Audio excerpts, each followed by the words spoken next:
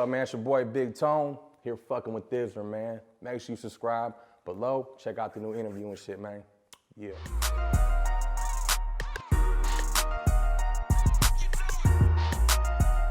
I think now, bro, is different. Like, we had like big homies coming out of the pen with teachers to pump our chest, you know, like hold it down, to be a solid individual, you know, and get your money.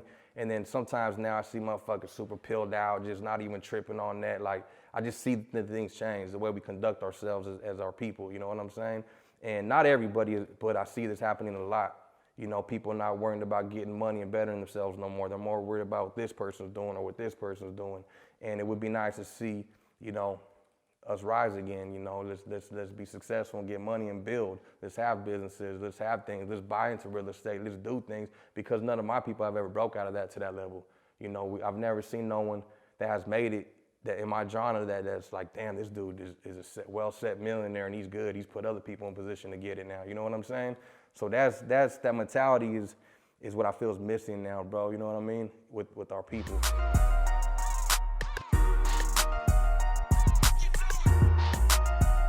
It could be influence, social media. You know what I'm saying? I mean, I know it was influence for us back then. We was visual people. We seen what was on the block. Now everyone's got, you know, what people was popping. This guy's getting money, but he has pink hair. You know, I want to be like him. It doesn't matter. You know, he's got all the girls. So I think it's visually, you know, what people see and just, you know, trends, bro, you know.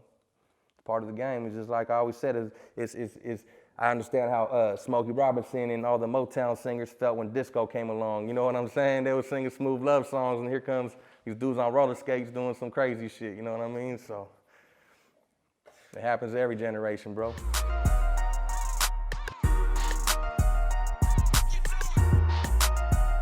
But I mean, it's evolving, you know, you can't be mad at it, you gotta respect it, you know what I'm saying? You gotta respect it, otherwise you sound like a bitter old head. You gotta just, hey, that's what they doing, let them get their money, you know what I'm saying? And you know, can't knock it, bro, if it's working, you know?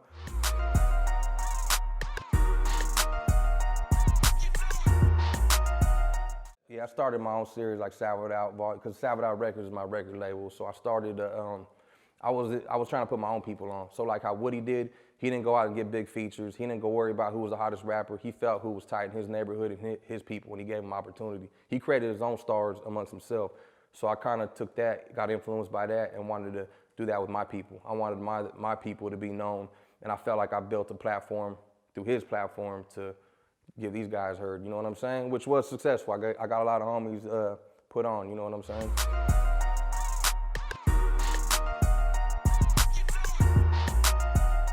Yeah, it was just, I was one of those dudes that, like I said, we go back to when Woodie was putting us on, I was more just independent minded. I didn't want to come around my hand out and be like, what could you do for me next?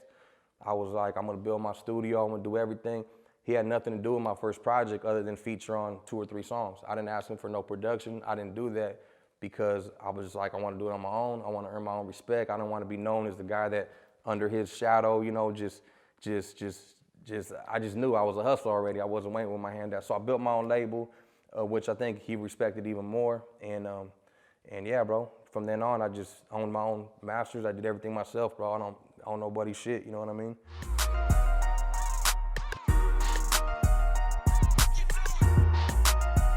You know, people have came and went, of course, you know, but I just felt like if you was solid and you had talent, let's get it, you know?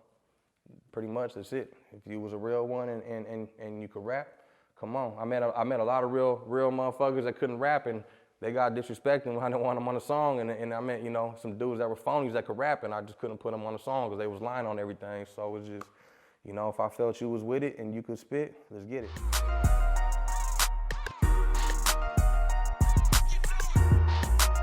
The Latin acts that I see, I ain't gonna lie, I think right now there's more people now than there is. But I think it's just with social media, it's so cluttered, it's hard for people like to grasp just one person. But the guys you named, Baby Gas, definitely, his album is dope as fuck. I think he got a very good, successful album. You know, that GB homie you're talking about, I've seen some of his stuff and I think he's talented. There's a lot of homies, man. Like I got a homie I work with in Sacramento, my boy Desus Nettles. I feel like he's one of the most talented dudes I work with. Like he's a go-to guy when I want to do music, you know what I mean? Like I'll think about, damn, who do I want to get on this song? Who do I want to get on this song? Like, man, I just got to get the D because I know he's going to kill it, you know what I'm saying? But there's a lot of names, bro. Sacramento definitely got a thing going right now, bro. You know, yeah, bro, I could just start naming too many names, I guess, you know what I'm saying? Because then I'm going to feel like I leave people out and shit.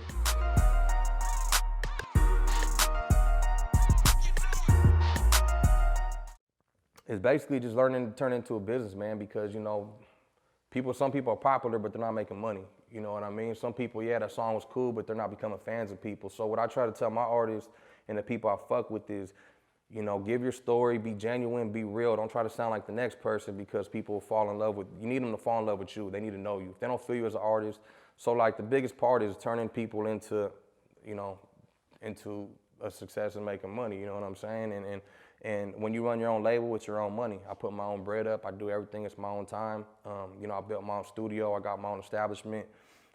It's all your responsibility. So it's if you go to a record label and you get signed and you don't sell, you just lose their money. You know, you probably get dropped. But when you're your own business, you know, you don't sell, you lose your own money. You know, it's all or nothing, I guess.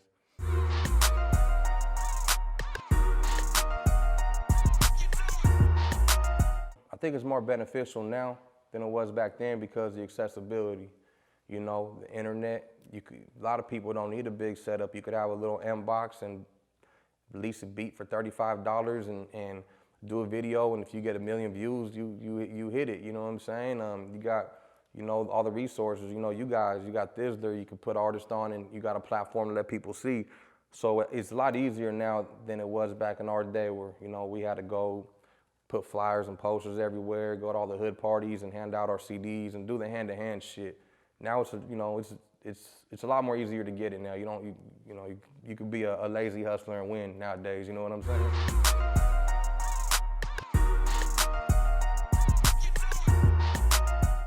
I feel like with what I did with my music, this is where people misconstrue what I do. To a young person, they think that I should still be doing young mentality music, but I feel like, and it's been told to me, like I had a homie tell me, hey bro, I went to prison because of you. You pumped me up so hard, bro, I caught my case listening to your shit. You know what I mean? Maybe when I was 20 years old, I've been like, that's dope, homie, yeah, for sure, hold it down. But as a grown person, I don't like hearing that. I'd rather hear, damn homie, I bought my first house because of you, bro. I opened my first business because of you. You know what I'm saying? So like I said, I changed my narrative to like help my people now. Like I buried too many homies. We had too many people locked away, never coming home. So when you go through so much of that, a real person wants to see us win now, you know what I'm saying? So I try to motivate youngsters to think as a boss, a different mentality, you know what I mean? Try to motivate them to invest some of their money, man. And if they doing what they do, no matter legit, illegal, whatever, however you get money, put some of that money up and make it flip, you know what I mean? And look into business. You know, with social media and YouTube, man, you could learn anything, bro. Like if you want to learn any business, if you want to learn how to get involved to the cannabis industry, bro, you could learn everything you need from the internet and start putting your money up. If you want to learn anything, bro, pretty much. You know, I own a barbershop. You know, I don't cut hair, but I just opened one because I seen there was able to be money made in that market. You know, I own little, you know, my studio. So,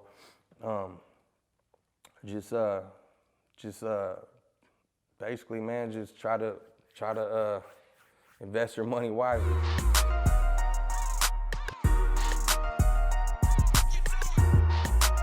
Well, for one, I am interested in cannabis market. You know what I'm saying? I got a lot of interest in that. That's you know, 5 years ago you're looked upon as a criminal if you're doing that. Now you're a legit business person. The type of people that used to want to see you locked up are now trying to invest their money. You know what I mean? But you know, that, I think real estate is a big thing, man, is I'm trying to get involved with. I got one of my OG partners that, you know, he started buying houses and he lives really good off real estate, you know what I mean? So there's ways for us to get ahead rather than just, you know, I always say it's like the residual incomes, man, you know, the make the money while you sleep. And even music, you know, I've built a catalog throughout the years where that's a steady check coming in every month, you know, whether I get up off my ass or not, you know, that hard work in the past is paying me off now, you know? So, yeah, stuff like that.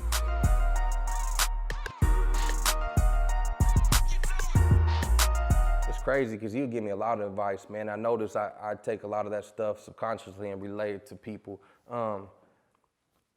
One of the things that, I wouldn't even say things he had said, is just the way he moved, is he didn't make himself too accessible to people. Like, I think he kept his stock high because he wasn't on everybody's album. At that time, there was a lot of other people trying to come up rapping, and everyone felt, and I go through this, I think everyone feels that we're obligated to work with them because they come from the same environment. You know, hey, I'm so-and-so, you know, I'm rapping now, and, you know, we need to do this, but that dude fucking sucks. You know, no disrespect, but he fucking sucks. So Wood was like, I don't give a fuck. You can hate me or love me. I'm not gonna ruin my reputation and my music to go make this guy happy.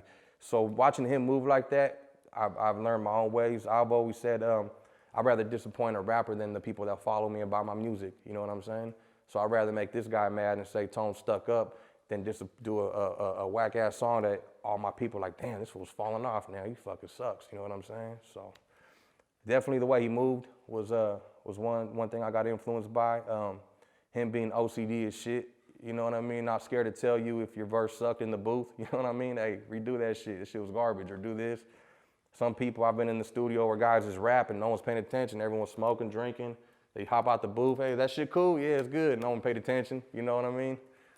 Work ethic, you know what I'm saying? So stuff like that, bro, I paid attention to and I got gamed up on. And plus he taught me the business. Hey, this is a route to go. This is what you need to do. He was a smart dude, bro. So there's a lot of stuff I soaked up from him, man. Just the way, business ethic, work ethic, and being professional with it, you know. Learn how to make a profit off this stuff. You're not just doing it for fun anymore.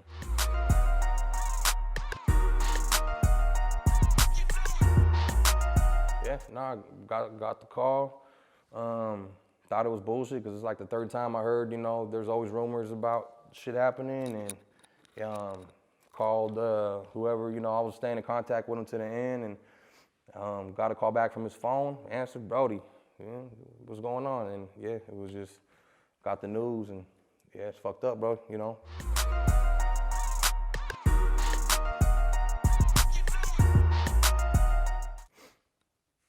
I mean, yeah, there's a lot, bro. I just remember one time that made me feel that it was real when we were chilling. We were at my homeboy Lennox's, rest in peace, another homie that passed away. And we're sitting on his couch, and he just looked at me and said, Tone, it's your turn now, bro. You know what I'm saying? That, like, we hear shit all the time, but that kind of hit me a little certain way. Like, damn, you know what? Now I feel like I have big shoes to fill. You know what I'm saying? And that motivated me. So it's like it put a fire in me. And when you're a hustler, anybody knows you got that fire, it's time to get it. No bullshit, no excuses, let's get it. You know what I'm saying? So like, it gave me that like, I feel like I got the torch to run with it. You know what I'm saying? And we did good, man. I feel like I did good carrying on the legacy. You know what I'm saying? And I'm still to this day. I ain't dropped one album without representing my homeboy. Not one album to this day. You know what I'm saying? Every album I pay homage one way or another.